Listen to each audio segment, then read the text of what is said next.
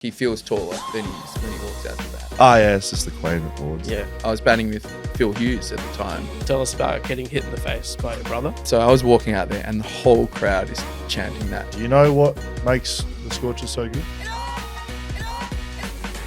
Well, I have a little bit of excitement. BackChat powered by Fleet Network. And when I say a little bit, I mean a whole lot. Yeah, a fair bit. Ashton Agar joins us on the show. How are you, mate? I'm good. Thanks for having me. Oh, it's been a pleasure. Scorchers and BackChat doing some exciting things this year, Daniel. Scorching things. Oh, wow. Boy. Can we write that down? Someone write that down? Thank That's you. early.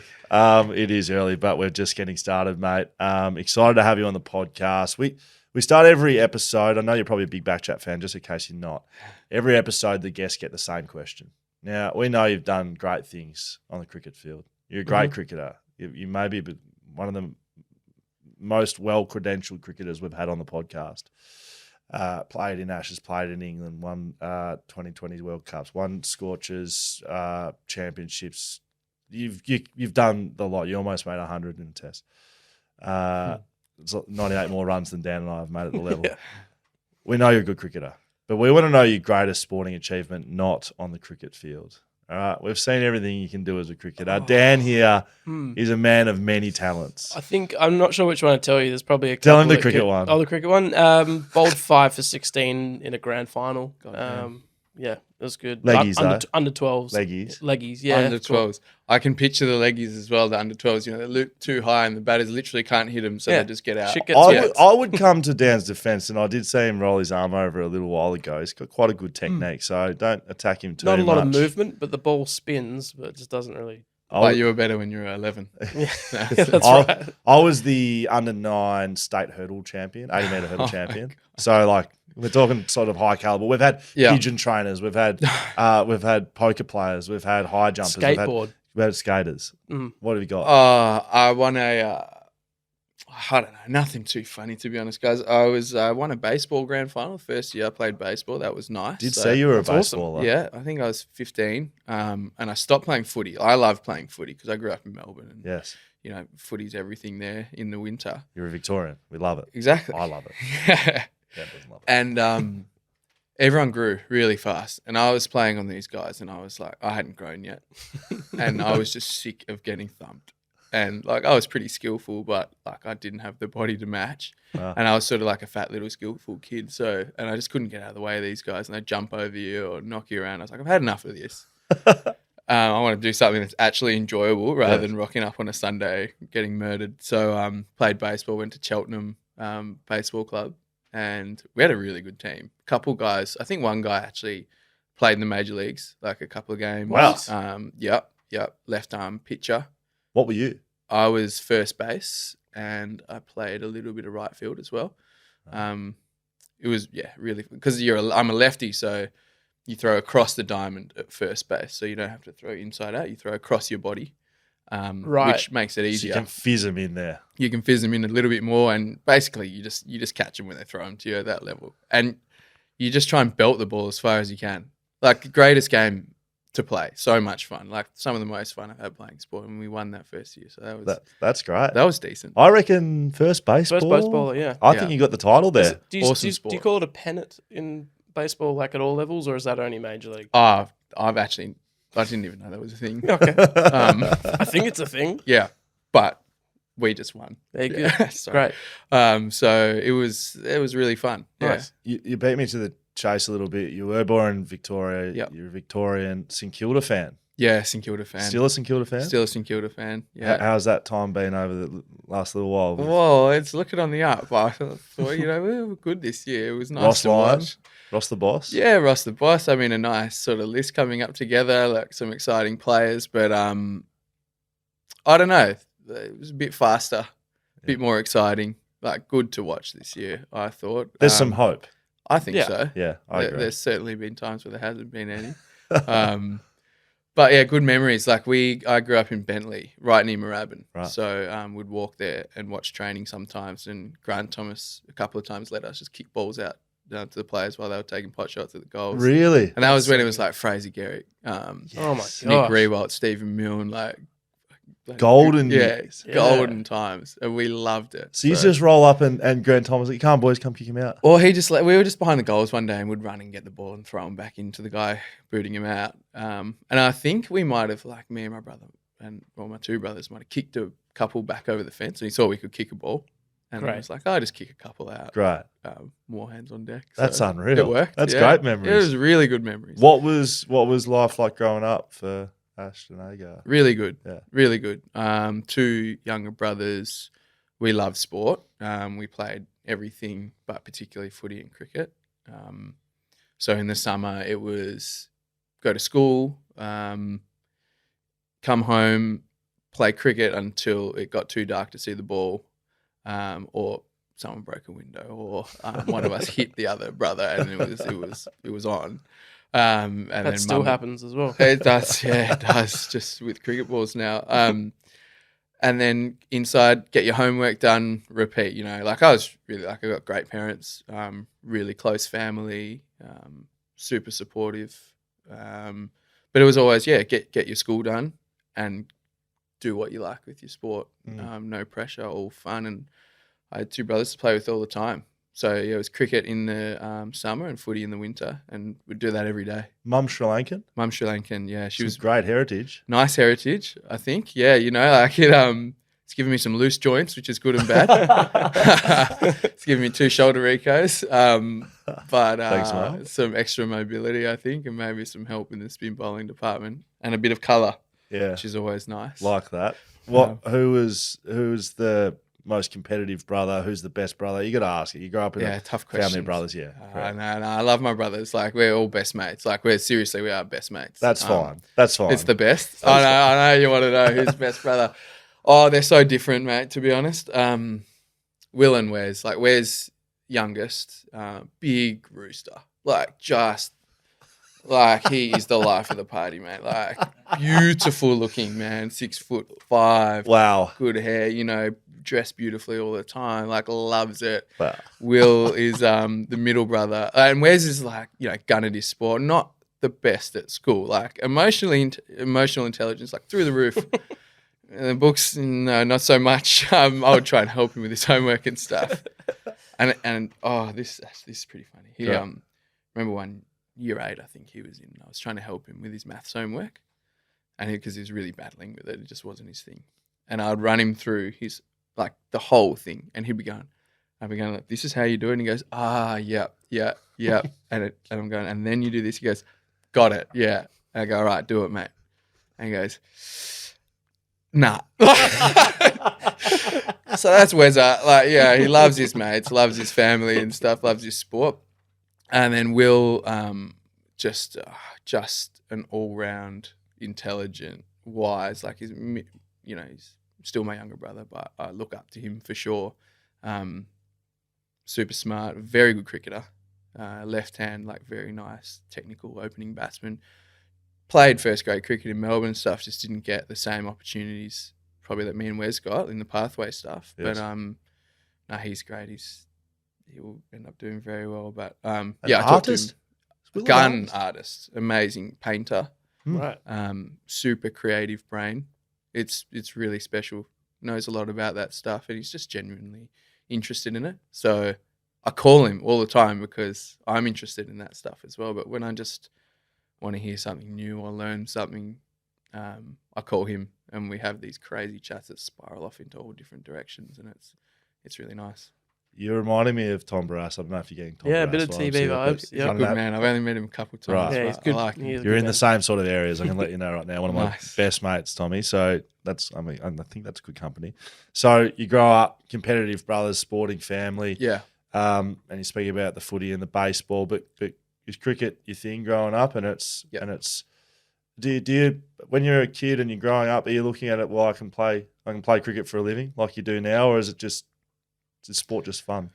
Or is there a time that it changes? I think forever I wanted to play for Australia. I think a lot of kids want to do that.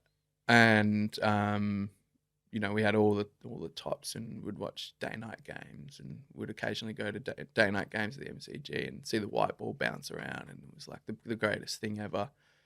Remember the first test match I went to at the MCG and Sehwag made 195, and like he's my favourite cricketer. I think one of my favourite cricketers of all time, like for the way he went about it. But good memories, and then like I said, we'd go in the backyard or front yard, wherever it was we could play, and just do that. So that's what I wanted to do. Always wanted to play for Australia. I wanted to be an opening batter and open the batting at the MCG. You know, that was my thing that I wanted to do. But have you ever done that? I did once, mate. I did, yeah, and it was really cool. Wow. Last year or the year before, I opened the batting in these few games in T20s against Sri Lanka, and I got to open at the G. That's and good. I was like, that's the least nervous I've ever been batting, because that was the real moment where it was like a real childish sort of playful moment where it's like I was fulfilling a real dream like that. That was something I really wanted to do, and I got the chance to do it. And they whizzed a few balls around my head, and it was pretty tough work. I scratched around, I think, to 20-something off about 20-something balls. So it was nothing too exciting, but the feeling of doing that, pretty special. If you like polled every kid growing up, you always get the question, what do you want to be when you grow up? And if you gave the answer, I want to be an Australian cricketer, I want to open the batting at the MCG, all kids give those answers right. Not many get to actually do it. It gave me like little tingles just then when you're super special. And it's a weird thing. I find this hard to articulate, but I never thought that I wouldn't do it. Like I always believed that it was possible. And I think it's just sort of how we were brought up. My mum and dad always instilled in us that if you work hard enough and you give it a real crack, like you can absolutely do it. And it's not about, oh, you can do whatever you want, mate. Like you go, it's not that sort of thing. It's like, no, if you put your mind to it and you give it a good chance, or you give it a good crack, you work hard enough, it can happen. And I just always thought that it could happen. And then it sort of did. But, if cricket didn't work out, I had stress fractures when I was in year 12 in my back. And I decided then, I was like, oh, well, if cricket doesn't work out, I want to be a lawyer. I wanted to be a criminal defense lawyer, like Hollywood. Mate. Yeah, you and me both. That's what I wanted to do, And, got into law. I think it was pretty impressive when I met Maddie the first time. But I said, I'm studying law. So your wife, Maddie? Yeah, my wife. And it was pretty fraudulent because it'd been deferred as I'd moved away. Turns out she was also studying law. I was like, God. You've tried to flex on her. Yeah. You've tried to flex on her. And she's like, that's what you're doing. No idea. Yeah, I was at I deferred it. I was at Deakin Uni in Melbourne. She was, doing Juris Doctor at UWA. I was like, fantastic. Great. Enough of that. You can do that. I wasn't a cricketer. So she's the lawyer now. And there's no chance I'm going to do that. Oh, that's very good. Yeah. You moved to WA, as you said, you grew up in Victoria, 2012-13. Was that sort of a calculated decision or opportunity-based? Opportunity. I just got a call one day when I was up at the academy in Brisbane. We were up there for like Aussie under-19 stuff, and there were a few like talent scouts come up there and they watched training. And I remember I was with Bangers, Ash Turner, I think Harry Conway, a couple of other guys. We were all in the same Aussie under-19s team, and we were just having dinner at one of the pubs. I'm pretty sure we were all basically tucking into a palmy and having a good time. Right. And this 08 number came up, and I'd never seen an 08 number before. And I was like, what the hell is this? And I wasn't going to pick it up. And Ash and Bangers like, oh, that's a Western Australian number. I'm like, that's pretty weird. I'll just answer it. Answered it, and it was WA calling to offer me a contract. And they like offered it to me on the phone that night. And to be honest, I didn't know how any of that stuff worked because I just played cricket. With the hope of playing professionally one day, but I didn't really know how you get a contract, how it all happens, how the offer happens. So I got offered that contract, called mum and dad, and I was like, I've got to go, straight away like that. Do you have a manager at this point? I didn't, no. Right. That's classic. He's done the deal over the phone. Yeah, over the phone. Can I take this chicken palmy back? I want a steak. Yeah, a bottle of wine. Didn't even drink wine at that stage. A bottle of wine. Some warm Shiraz would have come out. Yuck. And they sort of said, all right, slow down. Let's think about this, speak to Victoria. And we did speak to Victoria, and they offered me a contract as well. But to be honest, there was more opportunity to play in Western Australia. Victoria had a lot of spinners like John Holland, Fawad Ahmed, Cameron White was still bowling a lot of the time, Glenn Maxwell, all of these guys. Whereas Western Australia had Michael Beer, but then no one else. And I always felt like I offered something a bit different to Beery, where he was a gun bowler, but he didn't really bat or field, where I sort of backed myself in those 3 disciplines. And I'd never been to Perth before, but then the first time I came to Perth was when I packed my bags and moved, and it's the best decision I've made. I love it here. It's home now. Yeah. Well, that WA cricket family and across all formats has been so successful, especially over this last little bit, but forever. As long as I've been here, it has been. And you come over as a Victorian. Do you get adopted? You mentioned a couple of those players, Bangers and Ash Turner and stuff. To have guys like that around you, you feel a part of that family. Does that happen immediately? Or? I was lucky to have those guys, so I'd played with them a fair bit in Aussie under-19s and against them as well growing up, so I sort of knew them. And Will Bazisto as well is another one I should really mention. I knew him very well, like just from pathways and Aussie 19 stuff as well. And my first year in WA, I lived in the granny flat out the back of Will Bazisto's house in Cottesloe. So it was fantastic, like Unreal. What a lovely place to move into. Your first time in Perth, walking down, Grant Street to the beach and OBH got a permanent spot. Yeah, he walked out to Clubber, the original up the stairs. Yes. But stairs to heaven. I couldn't believe it. It's like, look at the water, the sand, the summer felt like it went forever, that first one. And I'd call home and go like, this place is just amazing. And I had those great guys around me, young guys all coming up, sort of trying to do the same thing. I was lucky. There's a pretty rapid rise for you then, because you're 18 when you move over and do that. Yeah, I was 18. And then you play in Shield cricket that first year, and kind of it was an escalation. It was, yeah. It happened very, very quickly, which was great. To be honest, I wouldn't have it any other way. I think I was lucky to have JL at that time. So Lockie Stevens, who I have to thank as well, like helped get me over to WA. Then JL took over for him, a month or two into the job. So there's a big change in the way we operated. JL just discipline, hard work, but filled you with belief that like my parents did, like anything is possible. You work hard enough, you can be anything. So I was confident. I was going out there. I was back to play the way that I knew how to play. And when you're 18, 19, you just do what you know. And you sort of play like a child. It's very beautiful. And then I played really well. Went over to England, obviously, and played in that Ashes series. And things changed a bit after that because you start to learn your game. And, your form can drop off. You go on that little bit of a roller coaster, as most professional athletes do. But, JL played a huge role in just keeping me on track, keeping me playing all the time, and helping me navigate, I guess the tough road that professional sport is. Sometimes you can have coaches that are too hard, too easy, in the middle, whatever it is. But I was probably similar. I had John Worsfold, disciplined guy, work hard, great belief in his players. And I think probably him and JL, having never played under JL, had some similarities. Do you look back on your time under JL and that discipline element and that real structure as a positive, as a young, like as an 18-year-old? Massively.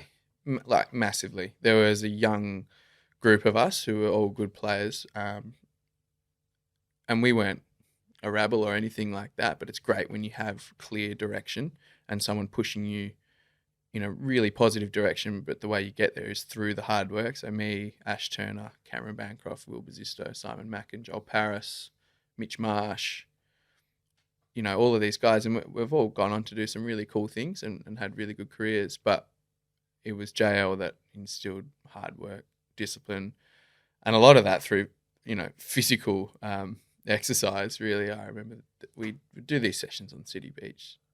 I remember the first time I did one of these things. You'd set out these cones and it was this grid and it was like hot in the middle of summer in the morning. You'd played a game the day before. Sometimes you'd gone out for a couple of drinks the night before as well. And you'd rock up and the cones would be out and you're like, no, surely not. And he's like, righto, here we go. And the first time I did this session, I wanted to drink the salt water. I got in the ocean and I wanted to drink it. And like, I love playing, but I hated running. I still don't love running so much. I like it because it's, it's freedom and stuff, but it's tough work. Yes. And then he'd make you run 100 runs in the sand. So he'd mark out a pitch. And then so the older guys would do that grid. And then the younger guys, it was like, nah, there's more. Gee. And so it'd be like 2, so you'd sprint up and back. 2, 3, 3, 1, 1, until you got to 100 Oh, that sounds awful. runs, Yeah. He's like visualizing like you're out in the field, Right, except you're exactly. in sand. Yeah. He's like, this is hard. It'll be easier out than You can dodge a wrench, you can dodge Yeah, a like that. I It'd be assume, like that. I assume he hasn't got you out in pads and a helmet or something. No, Just to really... no, just on hot sand. Literally, I'm just thinking of the dodgeball coach, like whacking a wrench in his hair, like, Oh, yeah, they can run 100 in sand. Man, I felt sick when I saw the cones, honestly. And I hated it at the time. I really did. But I look back now and it's the best thing that we did. Foundation. Definitely, because everything feels easy now. Yeah. And Which is the point, right? Exactly. And you couldn't complain. We had a great relationship where, I was pretty honest with him. And I think that's why we have a really good relationship where sometimes I'd bite back and it never ended well for me. But we'd have some robust discussions. And at the same, like as much as he hated it, he really appreciated it. And it made us quite close. But it was certainly helpful. So we had JL on the pod last year, and we started the same way we did with you. And Dan told JL about his 5 for 16, and I know JL away from cricket, and I've seen coaches, whereas Dan, he looked at Dan with this like look on his face, deadpan, like looking straight through him with lasers, and was like I would have smacked the out of you. I would have hit you for 6 for 50 overs straight, mate. Oh, mate, he said that It's like all 12. the time. He's like, I'd still beat you. All right. And he's like hitting me. I'm like, all right, mate. Like, it's just under 12s. Right, he Relax. same with us. Any spinners, like I'd talk to him. He goes, mate, left arm spin. You would never get me out. You know the way he talks. Yep. Spot on. Fucking left arm spin, mate. Never. And I'm like, that's so funny. And we'd talk some smack and we'd have a good laugh about it. That's very good. Yeah. So you had your Shield debut. Mm-hmm. A month after that, played Australia A. Yeah. And you're on tour with Australia A. Yeah. There was an Ashes series coming up, but you weren't in that squad. No, I was picked in the A series. Yeah. Well, you're 19. Yeah. You, I was 19. It's cruising. Yeah.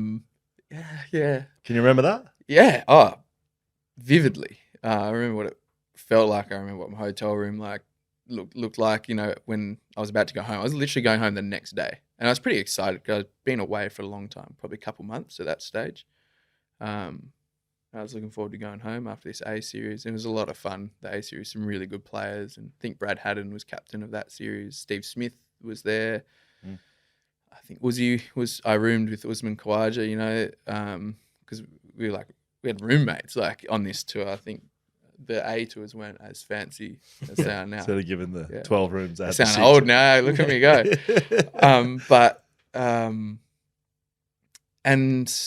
I did reasonably well.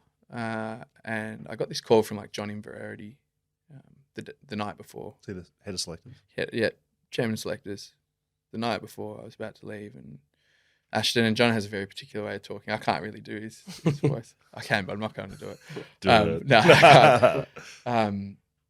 And he basically just said, look, there's the Ashes series coming up. We want you to stay on for the first 2 tests, be around the group. There's no guarantees you're going to play. It's probably more to have some exposure. We like the way you're going and to see what international cricket's all about. We played 2 tour games. I didn't play the first one. I played the second one. And we had this big night in Worcester, big night. The whole team was out before this tour game against Worcester. Compulsory, basically. it was a few days out from the game. We'd been in Worcester early, so we had some training and really not much. Like, it was a tour game, so people are winding down, just getting ready for the Ashes.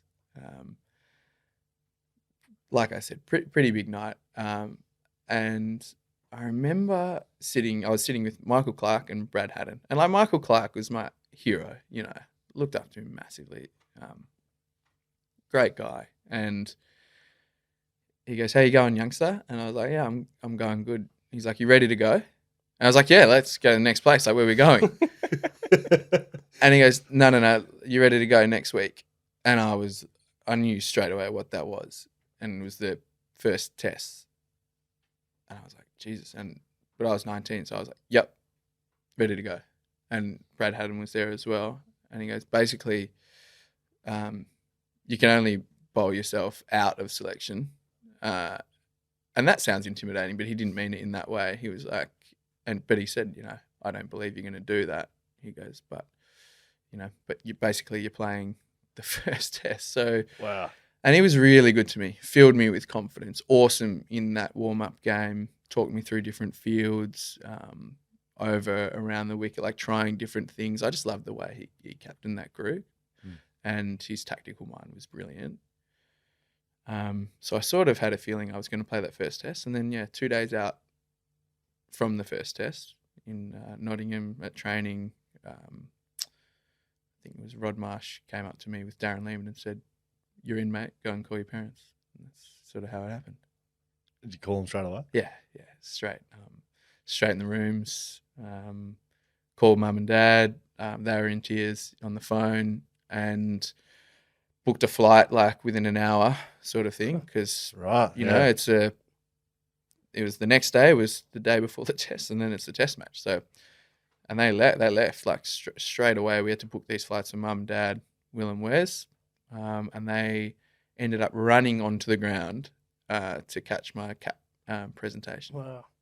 Yeah, They made it. they made it. Yeah, so Melbourne to Heathrow, and then.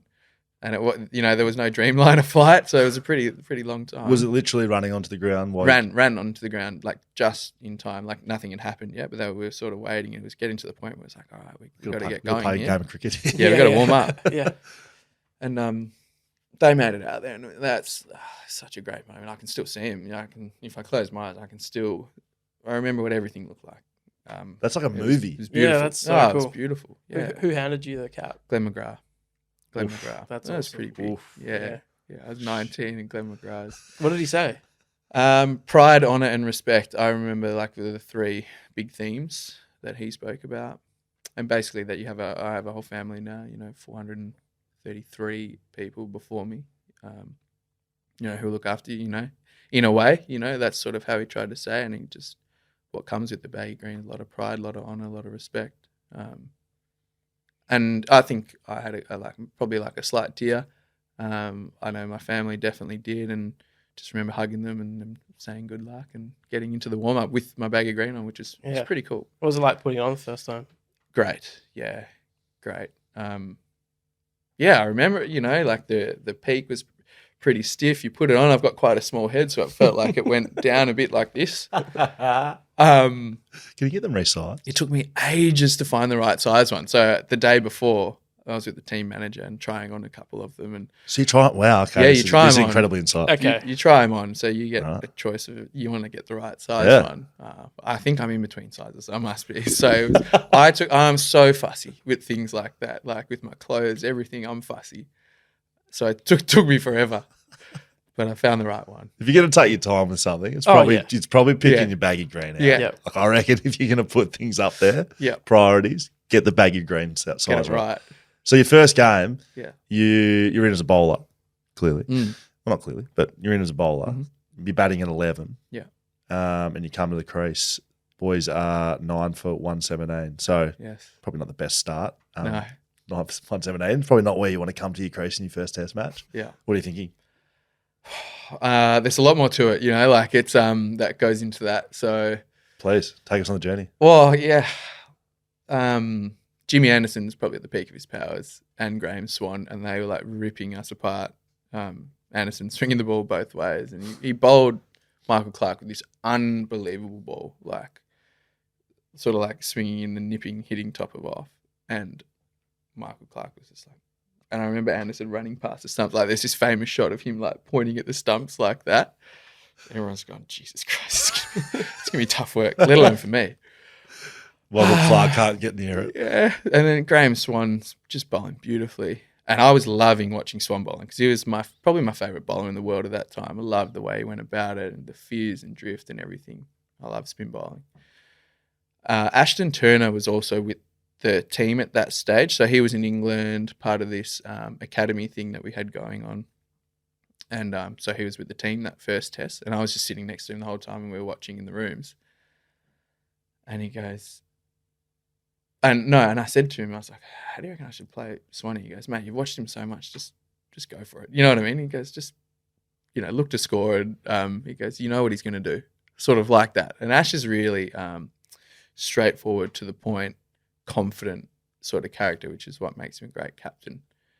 Anyway, so it's my turn to bat, start walking out. And the crowd was chanting all like these two chants. So it's like one was about Jimmy Anderson. I was like, oh, Jimmy Anderson. Michael Clark came off singing that chant. Like it was so ingrained in his head. He walked up. I remember it. Like it just because he bowled him with the peach, so he wasn't too upset. But the noise was amazing. And Trent Bridge doesn't hold a lot of people. It was packed. And first test Ashes in England, it was wild. 9 for scenes. Yeah, they'll be up and about. What's the other? And then the other one was like Graham Swan was like, Swan will tear you apart again. Because that's that song. Great. And it's like, Swan, Swan. So I was walking out there and the whole crowd is chanting that. And it like just felt like this wave like across the ground. Wow. And I'm going like, what is happening? But I remember walking out. To the left, I knew exactly where my parents are sitting. I remember looking at them and sort of like nodding. I was in really good form with the bat at that time. I was 19 and I felt like I had an idea of what Swan was going to do just because I'd watched him so much. I just wanted to get through my first ball. I didn't want to get a golden duck. And I remember I got through my first ball and then I got a single. I think I pushed a single into covers and I was like, all right, I'm good. And honestly, that's how I felt. Punched Anderson down the ground with like a nice drive and like bounced, ended up going for 4 and it was on and I was batting with Phil Hughes at the time, which was really, really lucky. Phil loved JL. Like those two were really close together and there was a lot of JL in Phil. And every single ball, I swear to God, I think I faced 101 balls and it would have been next ball. He said that to me between every ball, next ball. And he just kept me so present, so in the moment. And that's, I don't know, that's real freedom, when you're so engrossed in that moment and everything fades away. And all I remember is like seeing the ball really big and seeing where my family was and then just looking to try and score every ball. And it went really well. And, I got a short ball. I'd been playing the pull shot all day. And I absolutely laced the pull shot to deep square leg and out on 98 and felt fine. Like got out the way I'd been playing the whole time. I don't know, like this image of me, I sort of just shrug and smile and walk off and, I got this amazing round of applause and I remember Phil patting me on the back and I'm really proud of that moment. I think it made a lot of people happy. Certainly made my family happy.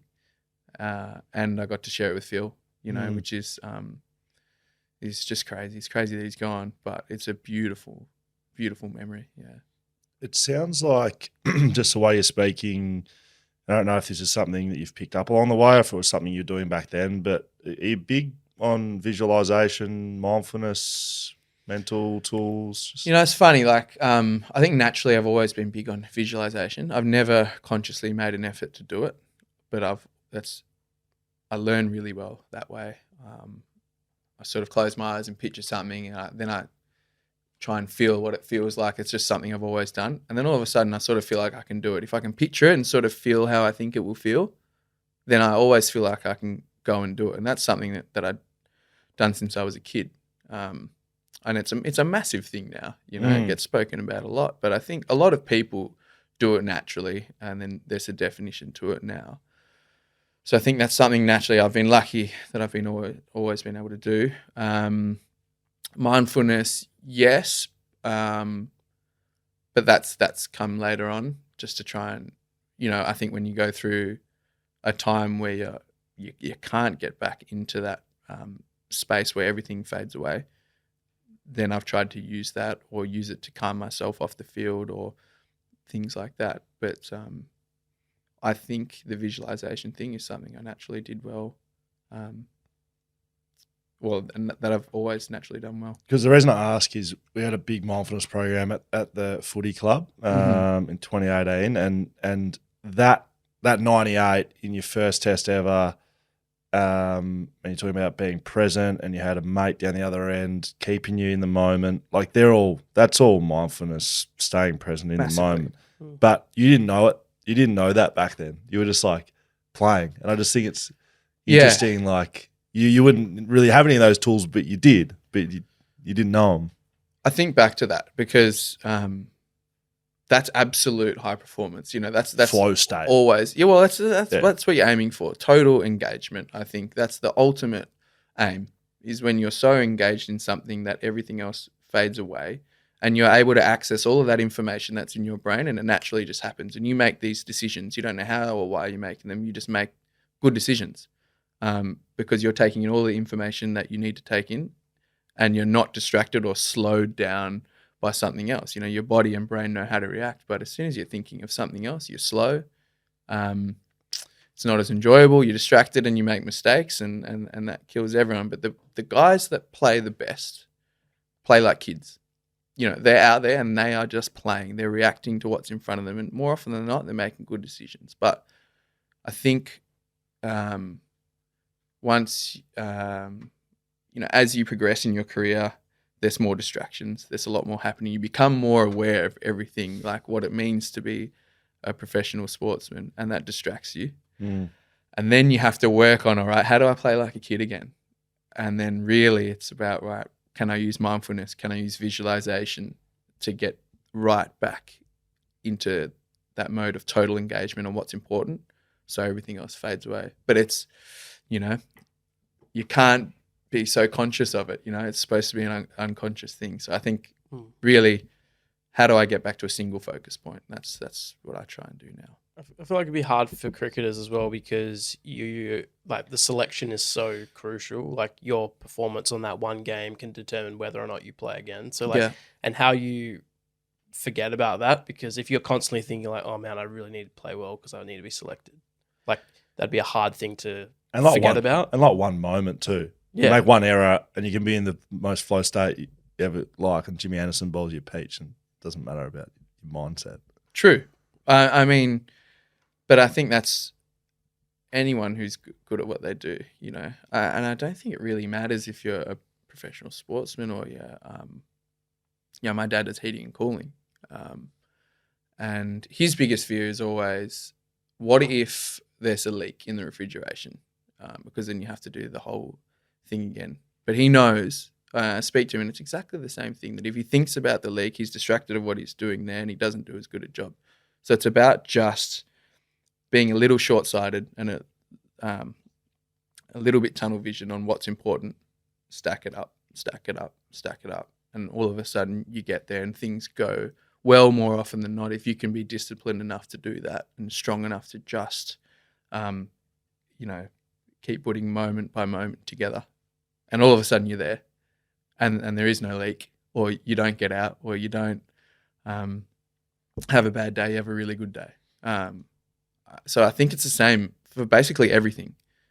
The best guys just do it all the time. And you're going to have some bad days. Like, there's going to be some real tough days for sure. Can you just keep showing up, keep coming back?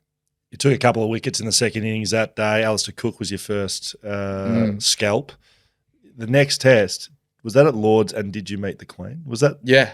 I mean, like, just What like, is going on? I mean, we're like one game into your international career here. sorry. We're like, do you know what I mean? Like, your parents are flying. I'm talking too much. You're like, no, it's great. I'm just saying, like, these moments, a like, lot's happened quickly in your it's like, career. it's just the Queen at Lords. Yeah. It was, that was crazy. There was a lot happening after that first test. There was so much media. Like, I've never seen anything like it. I remember just doing heaps of media every single day until that next test. And then in the morning, on the first, day at Lords, the Queen walks out and, both teams are lined up and she shakes everyone's hand.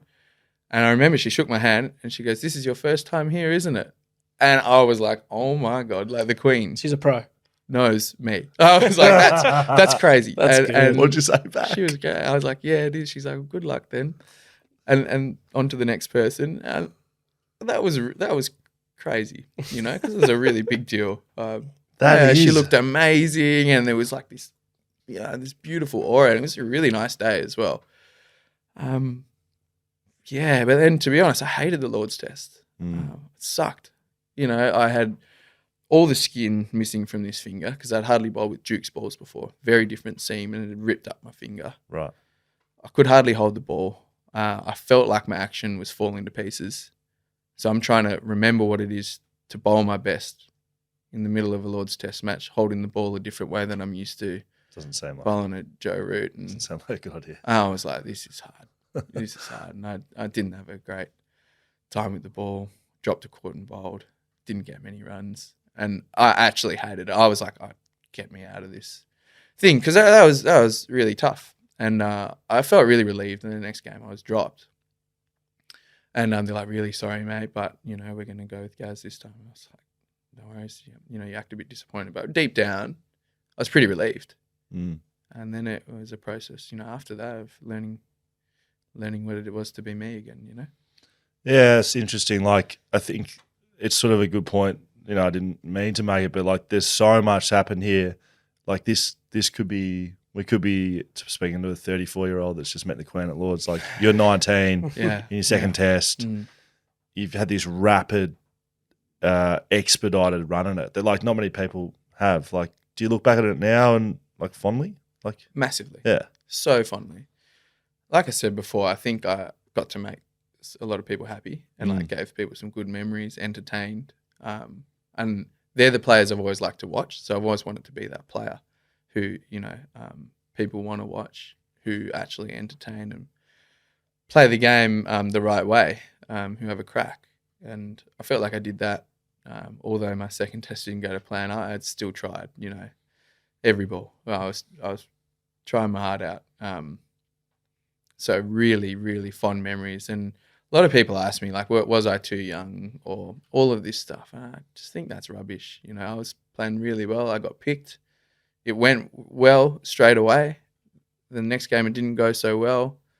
Then I didn't play for a while after that. That's fine. But I was, ready for it that first game for sure.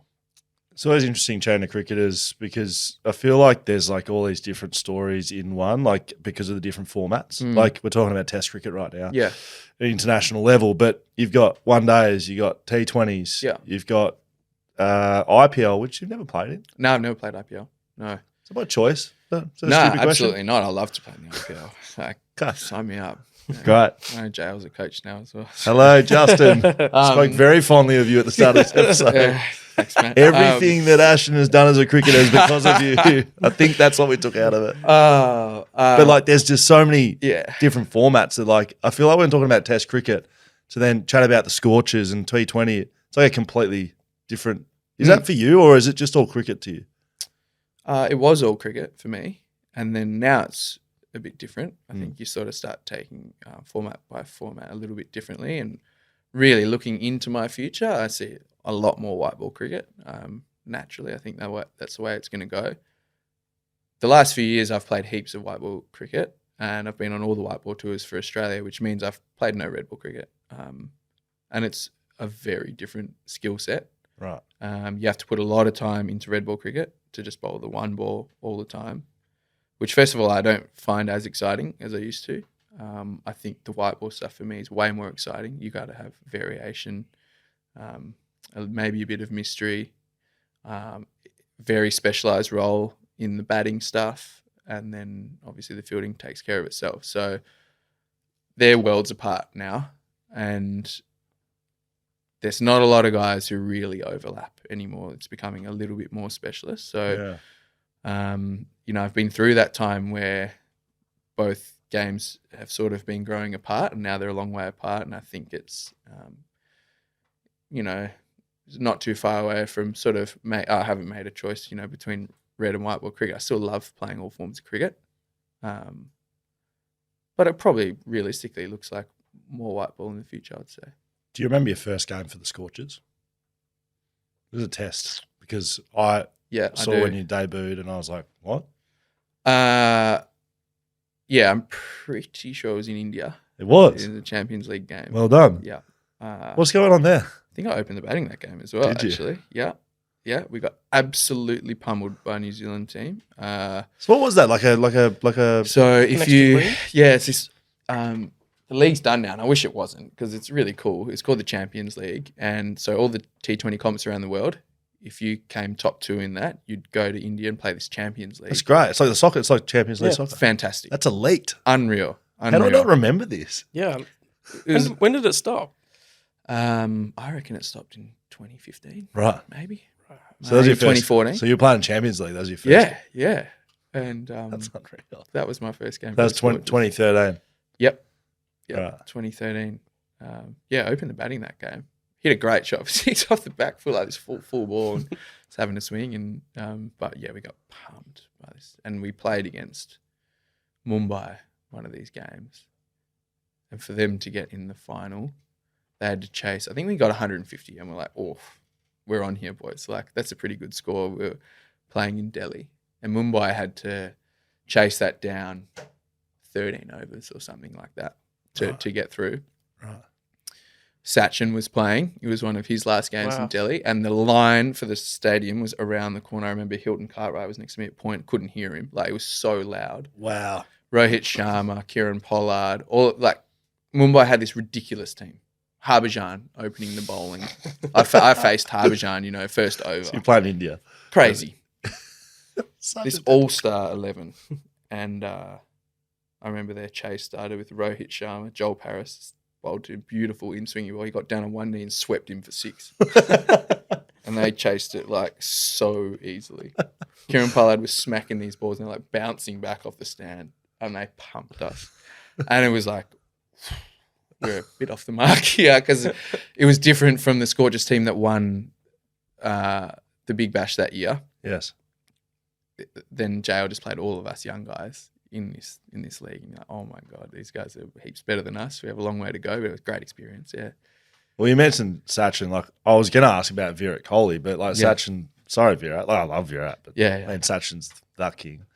Have you bowled to both of those guys? I haven't bowled to Sachin. I think Jason Meredith got him out pretty cheaply, to be fair. He flicked one to deep square. Sam Whiteman caught it. Remember that? No worries. Yeah.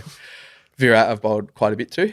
What's it like, put in other sports context, you're coming up against like, perhaps the greatest of all time Yeah. in the era. Is that more intimidating or are you just bowling?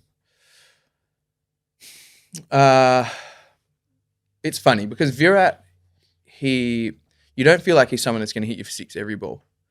So the threat of him isn't as intimidating. What's intimidating is who he is and what it means to the Indian people. And in the warm-up, when you're out there warming up and Virat rolls out in like these white and gold Pumas, he's probably getting paid $10 million to wear.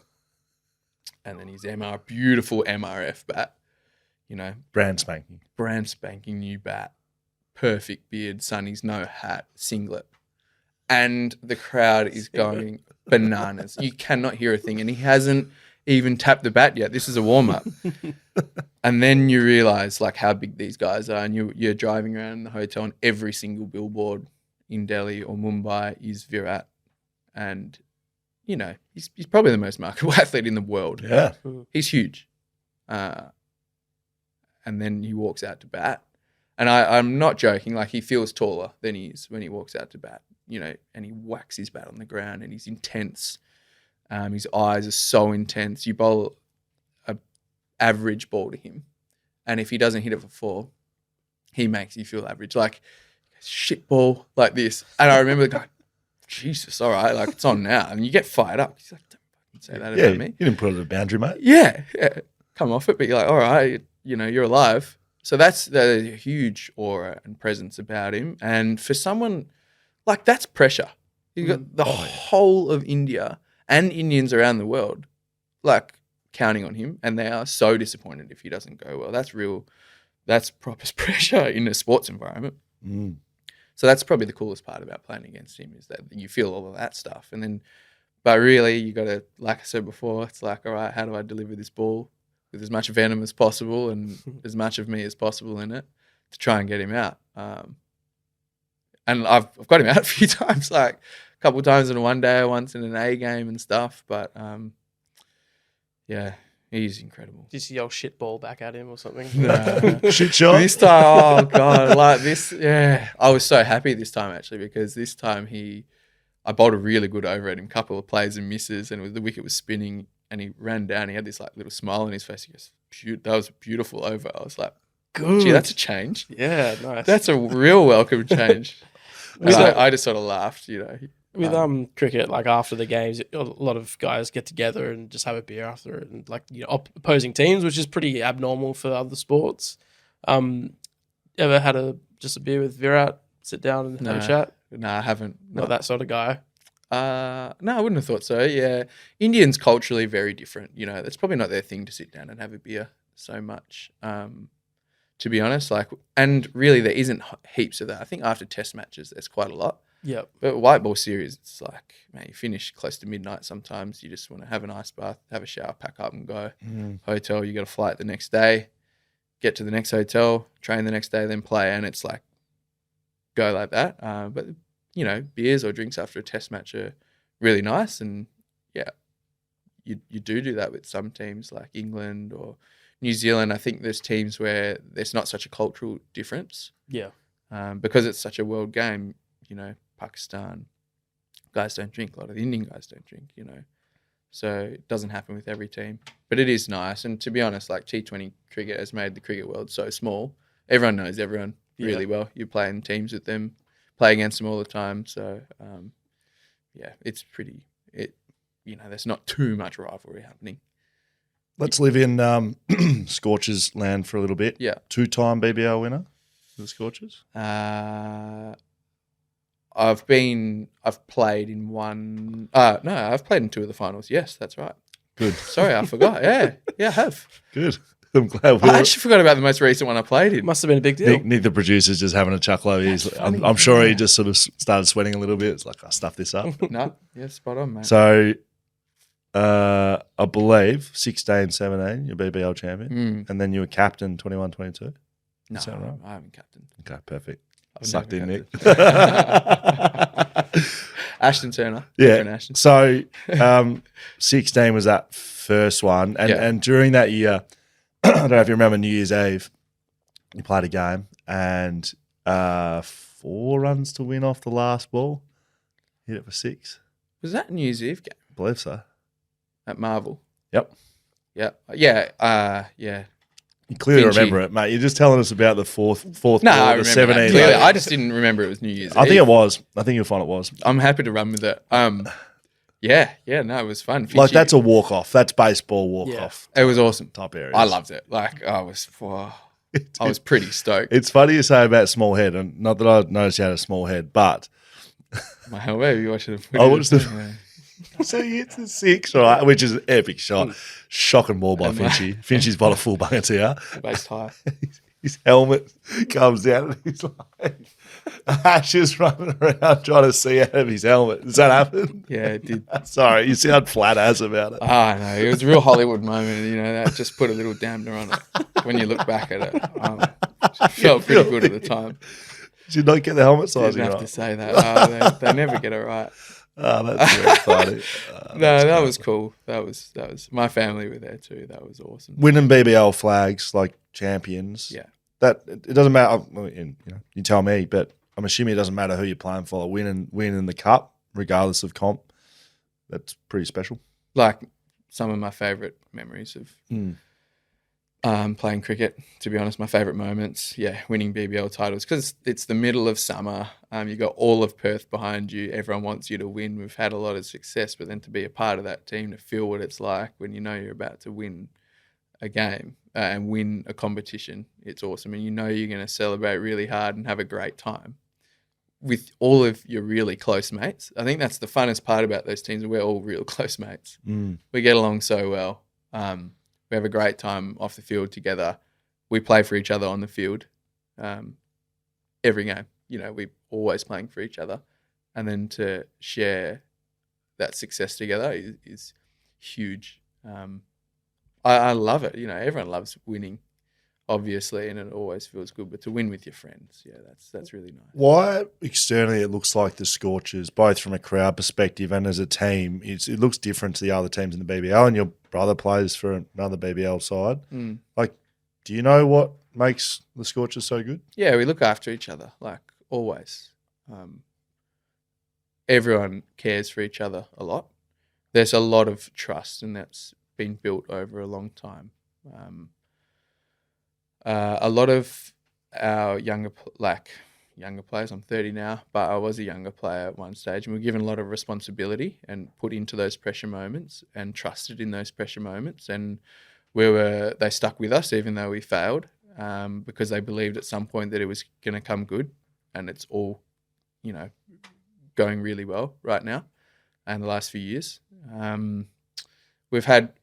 We've got fantastic staff. I think a lot gets spoken about the playing group, but we have staff who work tirelessly. We're so well supported and well resourced. They will just throw balls whenever we want. They will have a coffee and chat whenever we want.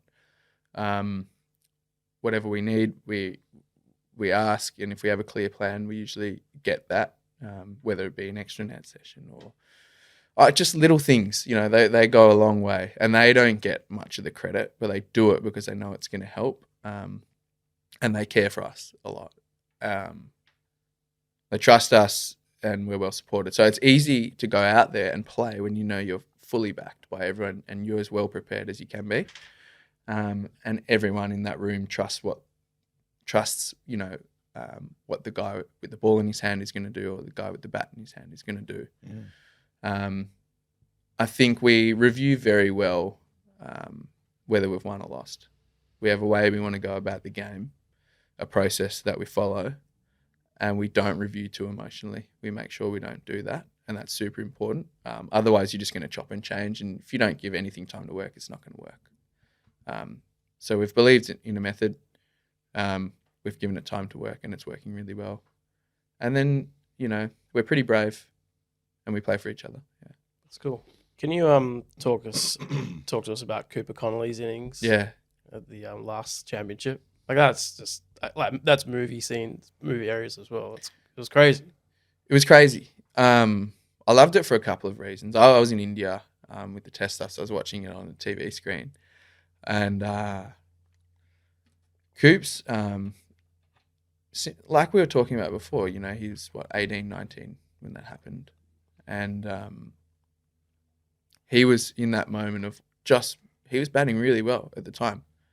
Like bowling well, batting well, enjoying being young on a big stage, being Cooper Connolly.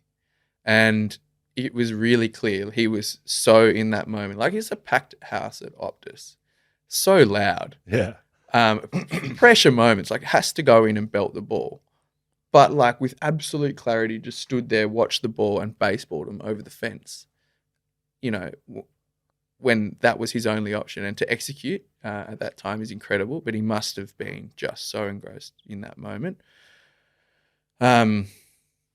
You know, and it was so Hollywood, wasn't it? You know, Coops with the, you know, long blonde hair and big. I swear he's got more teeth than normal people. Like, the biggest smile ever. I love him. Like, I love Coops. He's like a little brother to me, to be honest. I love him. And he was having a good time. Him and Hobbo, they were pumped. Like, you watch one of their glove punches, honestly, it's like, you know, when a boxer like hits someone and their wrist like just moves a bit. I thought that he was going to break Hobbo and Coops. They're going to have 2 snap wrists there at one stage. I pumped up and Hobbo was peaking and great energy, you know. Oh, it gave me goosebumps watching it. I would have loved to have been there and, been on the bench watching that. But great moment. I'm so happy for him that he did that. I've got so much other stuff I want to talk to you about, but we're not going to be able to talk forever. But I want to ask. I'll be quicker. Yeah. No, not quicker at all. This is what the podcast's for. It's like I just want to make sure I don't miss a couple of ones. Yeah. Hat trick. Yeah. 2022. Yeah. South Africa, second Aussie ever to do it. T20. Talk me through that. I haven't seen it. Yeah. At the Wanderers, which is a pretty hectic ground. Like, Why? So you're like way lower down. The ground just goes straight up, and like you're just like at the bottom of this coliseum. And the South African crowds are pretty tough. Like they're ruthless. Like you just get abused, and it's hectic. And it was at night time, and it's at altitude, so the ball flies miles. Like they hit massive sixes there, but got Faf du Plessis out. Like caught it deep cover. Nice. Then lefty came in, LB. Like spun down the line, he reviewed it, but it was 3 red, so that was nice. So out. And then Dale Steyn came out to bat. I remember Finchy put himself at slip, and we changed the field a little bit, and I really slowed one up and just tried to rip it. Pitched, and he went to play a big driver, spun, bounced, nicked it off Alex Carey's leg, and Finchy somehow pouched it, miraculous catch. And then we just went berserk. It was so good, man. I love those moments. That's what I want to do. Take hat tricks, those really fun times. Yeah, I loved it. I've got the ball at home. So I've got that ball. Yeah, I don't keep a lot of stuff. I don't keep a lot of my shirts or memorabilia and stuff, but I've got that ball. That was good times. And it still feels good in my hand, flick it around every now and then. Do ya? Yeah, sometimes, yeah. Mate, awesome. Dan had his 5 for 16 ball in here. So we used to have it sitting here every episode, right? So Dan tells that story. He tells that story at the start of every pod, right? Yeah. And we would have the trophy. The trophy's around. It's over there. Is it on one of those gold, it's ball stands? It's like a piece of wood with a bit of a wood frame, and then it's got a ball holder on it. We took it everywhere with us. We were doing Melbourne trips, Sydney trips. Yeah, bring the trophy over here. Come on, Jade. So we were taking it everywhere because every guest interview, Dan tells the story, and then we would have the ball. We've lost the ball. Yeah. We've lost the ball. It's really... got belted down the road, big night one night. Well, it came out, and then we started throwing it we started tweaking them, and then I don't know where it's gone. I think it's at the paddo. I think that's where it lives now. But it's not bad, is it? Look at that design. This goes with the furniture, I reckon. Yeah, it's a impressive mid-century style sort of thing, isn't it? I think it's a ghost. Did you happen to see an Eames? Yeah. Speaking of names, speaking of hat tricks, did you happen to see this guy in Sunshine Coast this weekend bowl 6 in a row? Oh, I saw something about it. We had him on the podcast. The last over the match, the other team needed 4 to win, and he bowled 6 wickets in a row, and they somehow. So he was the captain. It was 3rd Division Gold Coast cricket. Had young fellas all around him, but he was the captain. He said, "Step aside, young fellas," because he didn't want a young fella to lose the game. He was 4 runs. He said, "I'm going to do it." He said, "I bowled 2 overs for the day." Stepped up, first 1 wicket, second 1 wicket, third one hat trick. Everyone's going bananas. He's calming everyone down because he's like, "Oh, we're going to win this." He then goes 4th ball wicket, 5th ball wicket. They still need 4 runs to win. Yeah. 6th ball wicket, six for an over. Incredible save. That's the greatest. Yeah. That'll be a highlight of his life. Can you tell us about getting hit in the face by your brother? Yes, I can. What? Oh God, that was horrible. Pretty gruesome. Man, that was no good. He belted this ball to mid-on, so I'm at mid-on. Mark Stone is bowling.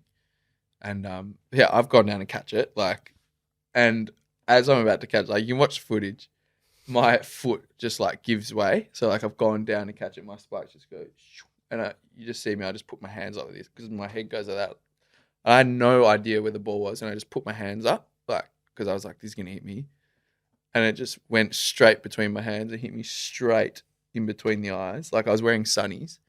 The sound of it was if you get hit in the head really hard, it sounds like a metal pole, ding, this ringing in my head, and just split me, straight there. And I remember, being on the ground, and I remember I went like that, and, my hand was, covered in blood. I was like, fuck. What have I done to my face? I wasn't worried about my... Aesthetically, I was like, this is not good.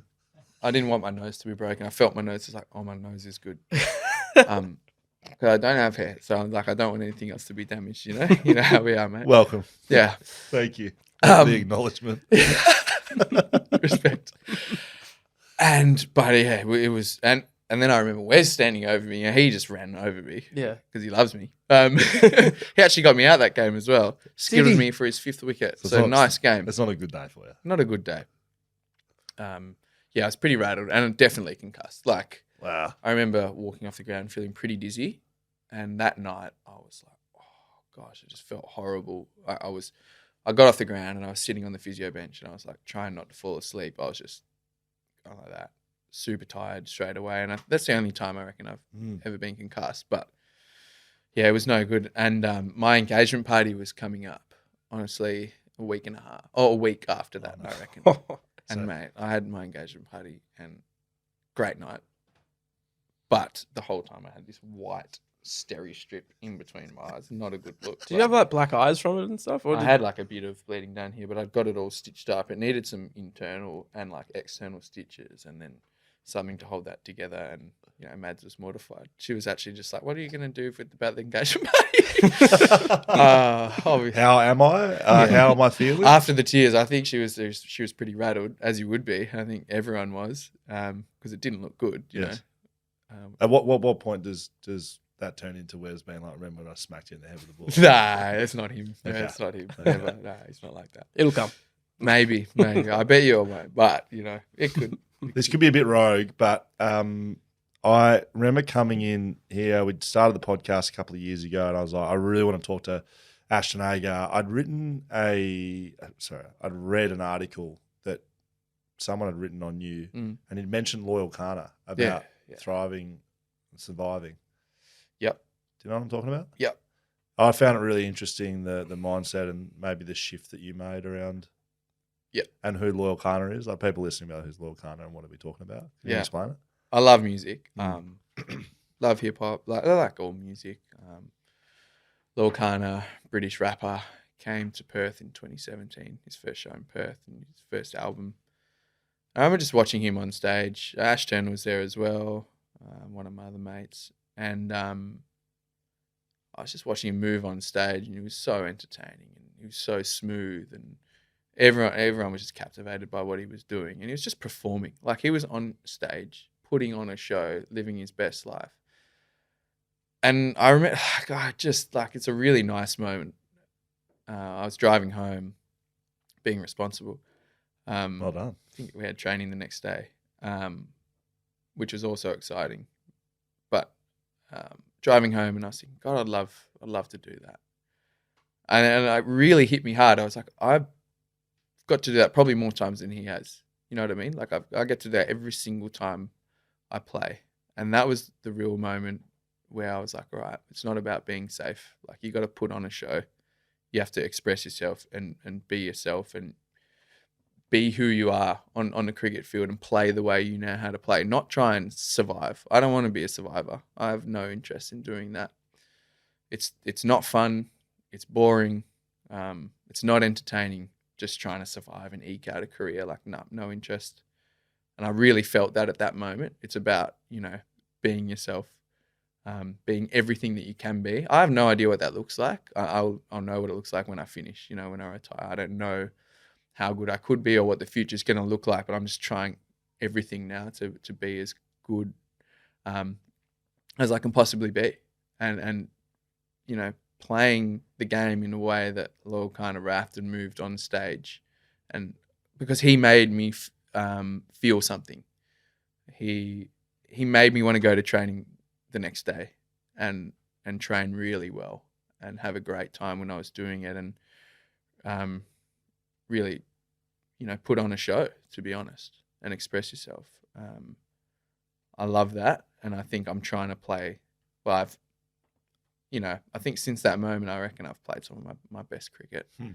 Sort of played a bit more like a kid again. That's a pretty good way to kind of finish that chat. I like that a lot. We're not finished, though. That's all right. Social media, you know what that is? Wow, have you heard of social media? That's right. Yeah, I know. Thank you very much. Social media is by the people for the person.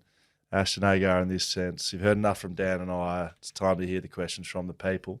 Some good ones here as well. Yeah. You can answer these as long as short as you like. Yeah. Let's get into it. Links_you. Favorite win you've ever been a part of? Oh, gee, that's a hard one. Favorite win. It's hard.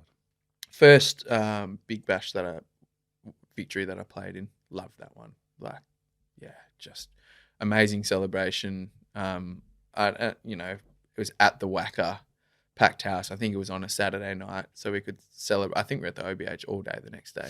Unbelievable. You feel like such a rock star.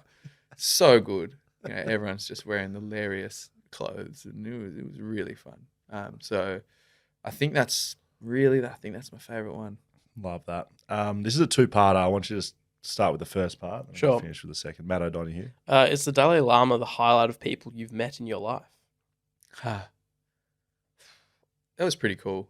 Dalai Lama up in Dharamshala, so we were up there. When was that? I can't remember if it was a test tour or a T20 World Cup. We were up, so Dharamshala's right up the north of India, like the foothills of the Himalayas sort of thing, and the Dalai Lama was there, and we got to sit right in front of him, and he spoke directly to us and shake his hand, and that was pretty cool because he's a pretty important figure in the world. And you're kind of like, oh my God, I'm meeting the Dalai Lama. So I would say it's right up there. Yeah. Did he ask if it was your first time here? Like He did it. Yeah, I must he admit, know who the you Queen were? was cool, the Dalai Lama was cool. There's a lot of interesting people. But, So, Mr. Agar, good to see you here, mate. yeah, This is your first time. Yeah, we look similar. Well, also, like Scully, when did you decide to just accept and embrace baldness? This is. Yeah. I mean, what? I've seen too many blokes hang on. Same. I reckon. I Same. reckon it's no good. And I was like, I don't want to hang on. I knew I was thinning a bit, and it's like, I think I have a good enough head shape. It's it is important. Good enough skin. So I thought I'm just going to take it on.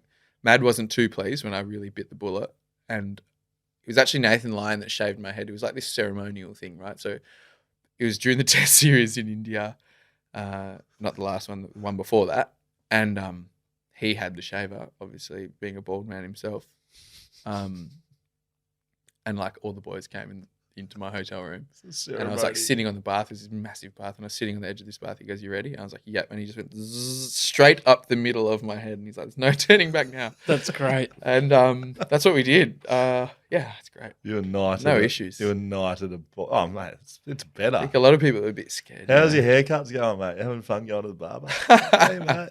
Yeah, mate, I'm happy. I'm happy. I love it. John_Dawson. No, I spoke like that. Do you think Ashton Turner should have played more 2020 for Australia and be captain as well? It's hard because Ash is an unbelievable player.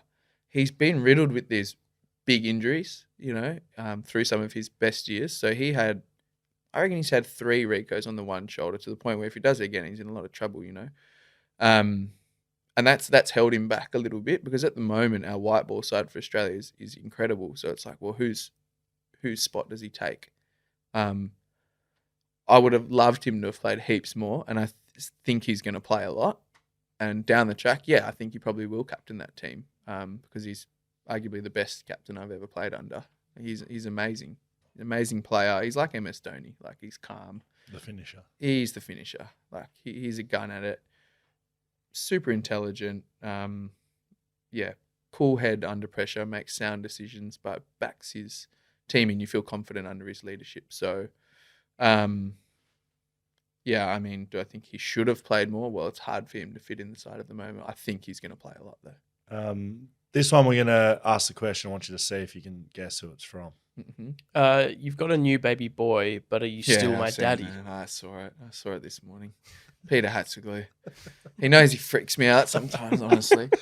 He was Scares into the crap out AJ of Ty me. as well. Yeah. Like it. He scares me. Should we get him on the pod? I love Peter. He's so funny, and he's not afraid of anything, that guy. He's unapologetically Peter. I decline to answer that question. You freak. Love you though. This is from Corey Rock. Is there a chance he could give his tenants 3 months of rent?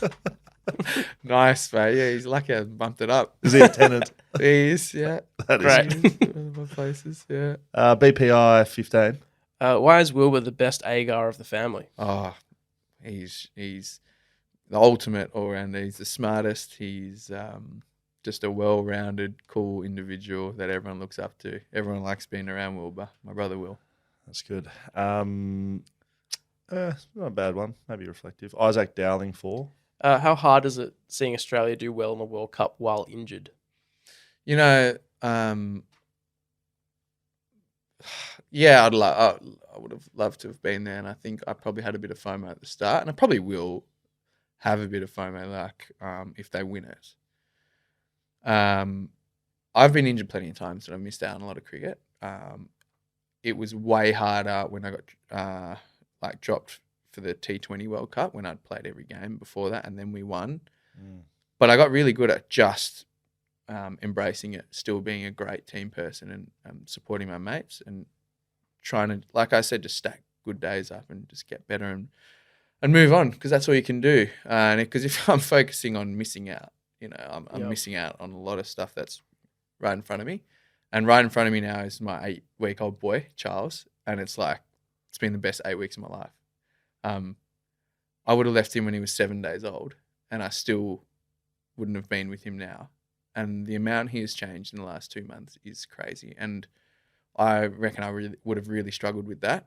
I only know that now because I've seen him every day. I give him 50 kisses a day, hugs. I take him for walks, take him for coffees by myself. I love doing that. Seeing him and Mad, sleeping this morning, they looked so cute. She brought him into the bed and he was just in his little sleep suit on his side. And I'm just like, this is the most beautiful thing of all time.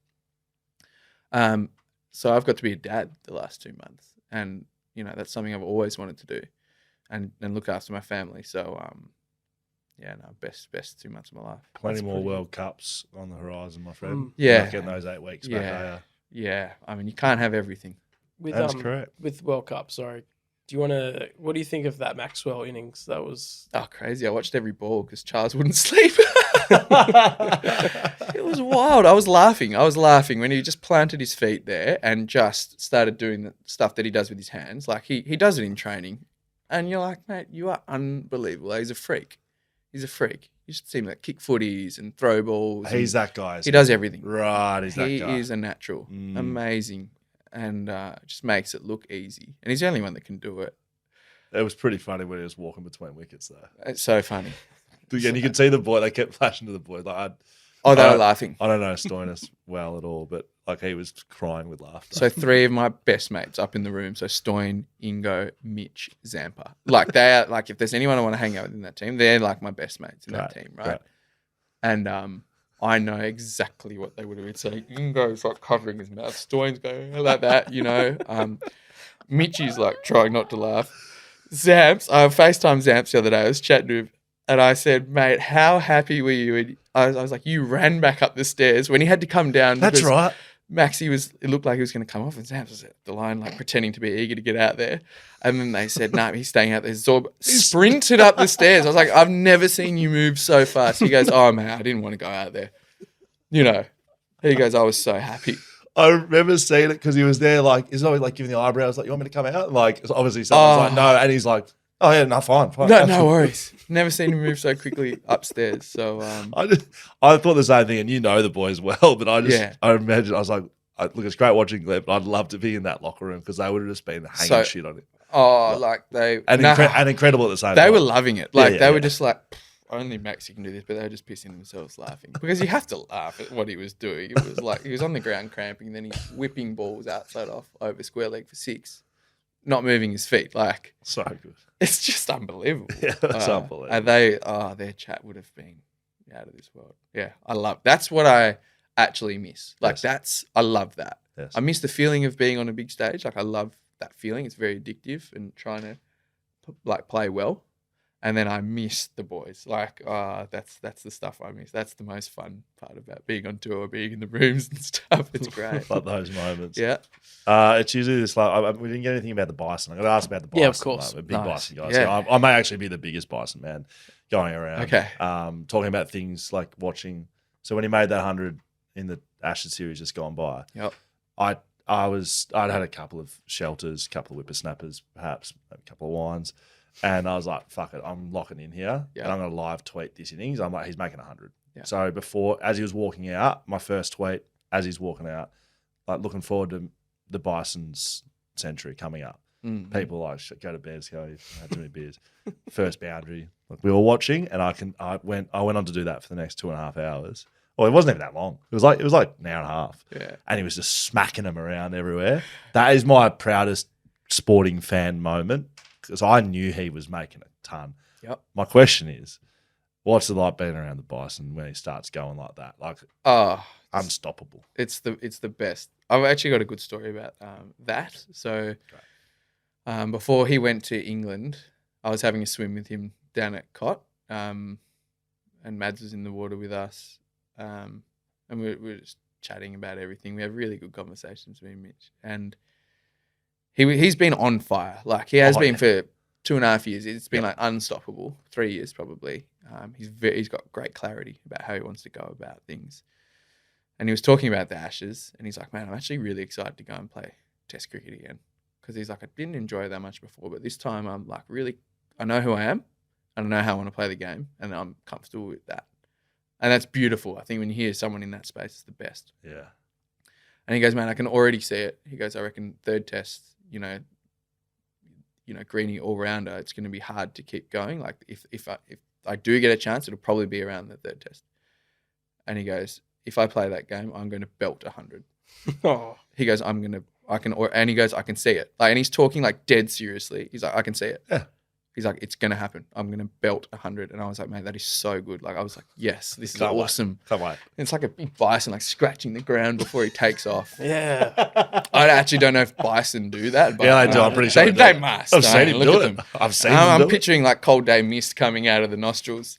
And mate, he did it. Like, and I just, when he rocked back and pulled Mark Wood for 6, like bloody second ball or whatever it was, and it laser beams into the stand, like, and he's the only one that can do that. It was 151k, pulls him off his nose for 6. That's someone who's pretty clear and he's pretty switched on. And he just went and did it. He made a runnable 100. And there was no doubt in my mind that he was going to do it. Yeah. He believed it so strongly. So that's a really cool moment about that story. So being around Mitch is, oh mate, he's so funny. Like when he's in this mode cricket wise, it's fantastic. But off the field, he is just larger than life. Everyone loves him. Cares so much for his friends and family. And he's just so funny without even trying. Like often, me and Sean Abbott talk about it all the time. We're always on Bice watch. So like we'll just be sitting down. Bice will be like doing something and just watching him concentrate. He's so funny. I can't even describe it. Like he'll just be doing something and his eyes will do something. And you're like, what's that? Bice watch is the best. Great. I I couldn't love that anymore. Yeah, that's so good. Last question. Yeah. Always ends on this one. The Eggman. How does Ashton like his eggs? Sincerely, the Eggman. How do I like my eggs? I used to be very much scrambled. Right. Went through a poached phase. Okay. I think realistically, I actually like fried eggs. I like it. I think they're great.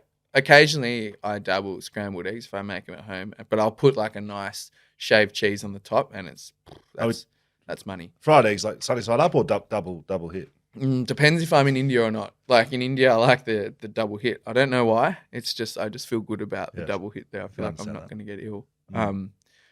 At home, sometimes sunny side. I don't eat a lot of eggs, but it's good insight though. Okay. Interesting. There you go, mate. BackChatstudios.com.au. Find it all there.